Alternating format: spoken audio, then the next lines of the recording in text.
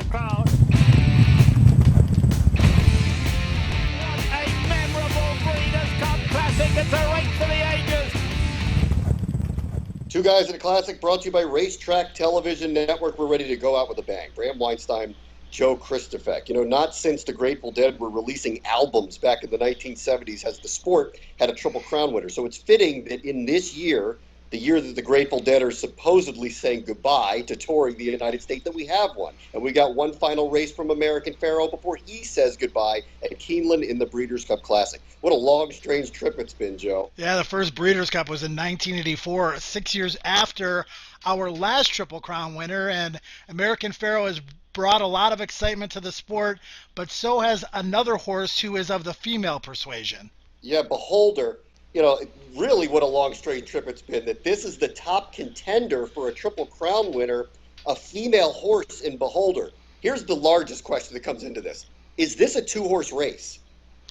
That's a really good question because on paper, they're going to be the two favorites. Tactically, Bram, I think they have an advantage because there's not a lot of speed in the race, but they both have similar styles. So you think maybe American Pharoah will be on the lead. When is Gary Stevens going to engage with Beholder?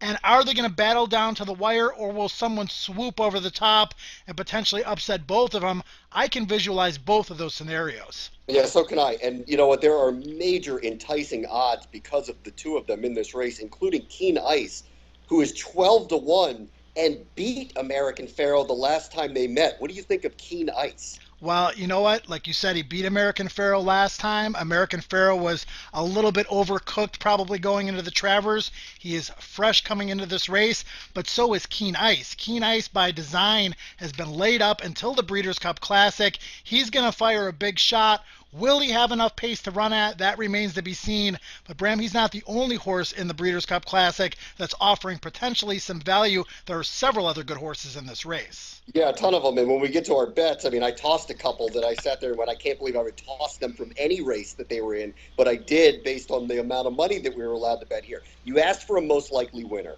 I'm going to go with American Pharoah, but I'm going to use this term very strictly. Most likely winner. The horse I love here is Honor Code.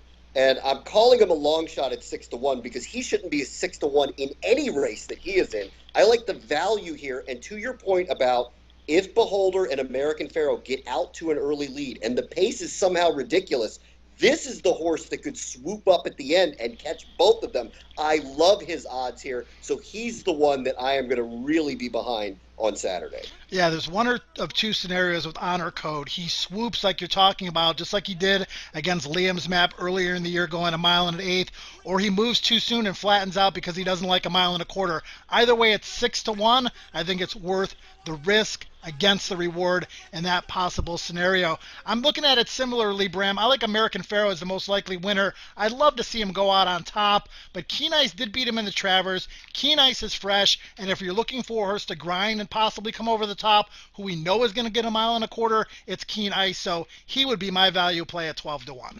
You gave me $100 to bet, which, you know, there's no way I'll get it right because there's no right answer when you come into something like this with the amount of strong horses that are in the field. But I'll use it because it's not my money, and I'm going to do a dollar trifecta box with 5 of them. Tonalist, who we haven't mentioned yet, Beholder, American Pharoah, Keen Ice, and Honor Code, who, of course, I love. And I'm not confident here tossing people like F&X or Frosted. I would never toss them in any race, but based on the amount of money we're betting, that's what I would go with. And I'm going to take my other $40 and I'm going to put them to win on Honor Code and take the odds and see if I hit. Yeah, well, you're going to get 5 or 6-1, so that's a good play to maximize your money. I'm going to try a $2 trifecta, Bram, with a little bit of confidence in American Pharoah and Beholder as the most likely winners.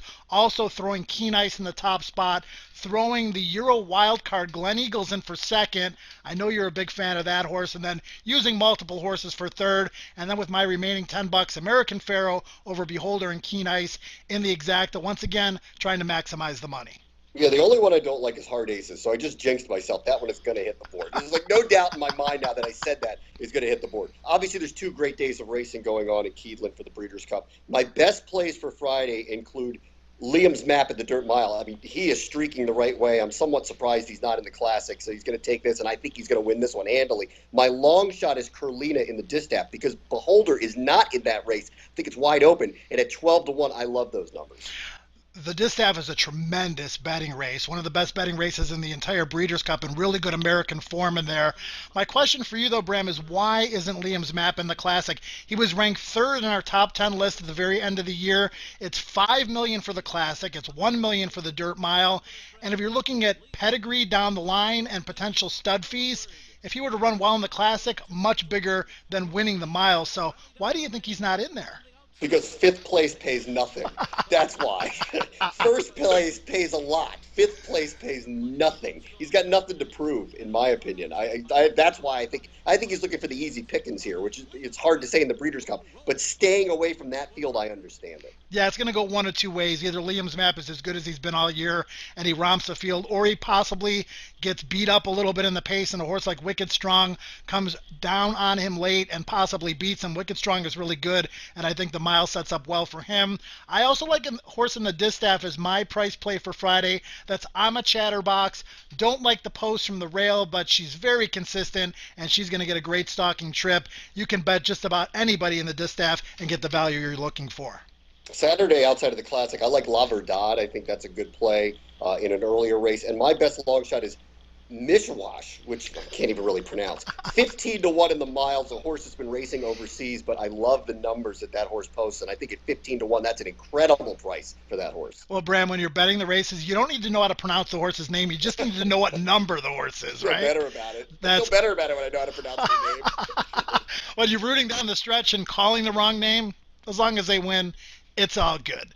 I like Songbird. I think she's special. I think if you're looking for a single in the multi-race wagers on Saturday, you can punch her number in the juvenile fillies. And I like Mashawish as well, Bram. I think he's going to run a huge race. He'll be on top of a lot of my tickets, along with another horse from America by the name of Tourist. He's only had 2 races this year. He won at Kentucky Downs, a deceivingly good race, was third at Keeneland last out despite having a really, really tough trip. I think we're going to make some money in the mile, buddy. Mishawish. Let me write that down. Mishawish. Let me see if I can. They missed a vowel when they spelled it. They forgot the I. Just threw me off entirely. Yeah. I was hanging out with that horse a little bit in Dubai, so that's the only reason I know how to say his name. All right, let's get it on. It is finally here, the Breeders' Cup from Lexington, Kentucky, Friday, October 30th. You can watch the first day coverage, 3 to 6 p.m. Eastern on the NBC Sports Network, and then on Halloween from 1 to 4 p.m., same network, NBCSN, and then the big one, 4 to 6 p.m., including the Classic over on NBC. Can 2016 actually top this, Joe? Wow. Well, 2015 has already been sensational. First Triple Crown winner since 1978, one of the best race mares in history, going up against him in the Breeders' Cup Classic.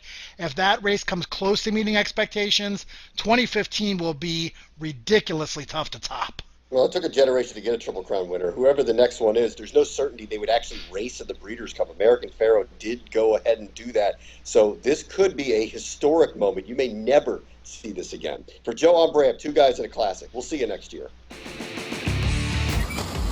Field sent on their way to the roar of the crowd.